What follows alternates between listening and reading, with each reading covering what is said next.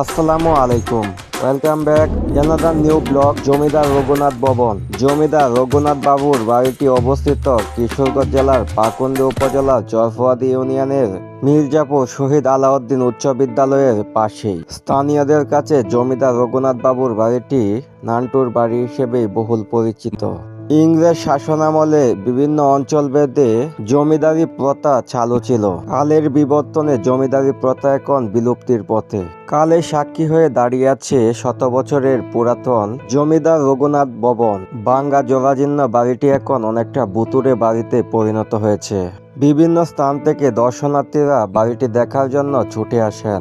কথিত আছে জমিদারি শাসনামলে জমিদার বাড়ির সামনে দিয়ে কেউ জুতা পায়ে দিয়ে যেতে পারত না এবং ছাতা মাথায় দিয়ে কেউ যেতে পারত না। এক সময়কার প্রতাপশালী জমিদার বাড়ি এখন অনেকটাই ভুতুড়ে বাড়ি, যেখানে কেউ বসবাস করে না। আমরা স্থানীয়দের কাছে যতটুকু জানতে পেরেছি, জমিদার রঘুনাথ বাবুর বংশধররা পাশে একটি জায়গায় বসবাস করছেন। জমিদার রঘুনাথ বাবু বাড়িটি 1326 খ্রিস্টাব্দে প্রতিষ্ঠা করেন।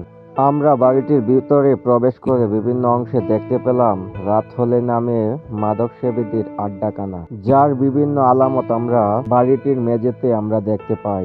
বাড়িটি দীর্ঘদিনের পুরাতন হওয়ায় দেয়ালের বিভিন্ন অংশ ধসে যেতে দেখেছি। প্রয়োজনীয় সংস্কার জরুরি হয়ে পড়েছে, না হলে একসময় কালের বিবর্তনে হারিয়ে যাবে জমিদার রঘুনাথ ভবন। যারা ভ্রমণ পিপাসু তারা অবশ্যই আসতে ঘুরে যেতে পারেন এই জমিদার রঘুনাথ ভবন থেকে। যারা ঘুরতে পছন্দ করেন কিংবা পুরাতন যে ঐতিহ্য স্থানগুলো আছে সেগুলা পরিদর্শন করতে ভালোবাসেন, অবশ্যই এই রঘুনাথ বাবুর বাড়িটি আপনারা পরিদর্শন করে যাবেন।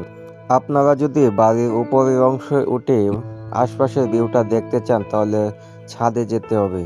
ছাদে থেকে কিন্তু ভিউটা অসাধারণ লাগে। আমরা নিচের ভিউটা আপনাদের দেখালাম না, পুরো ছাদটা একটু ঘুরে দেখালাম। আমরা স্থানীয় প্রশাসন এবং প্রত্নতাত্ত্বিক নিদর্শন সংরক্ষণ অধিকার পরিষদকে আহ্বান জানাবো এই বাড়িটি যাতে পুনরায় সংস্কার করে নতুন একটা লুক দেওয়া হয়। শত বছরের পুরাতন জমিদার বাড়িটি সংরক্ষণ করার আহ্বান জানাচ্ছি।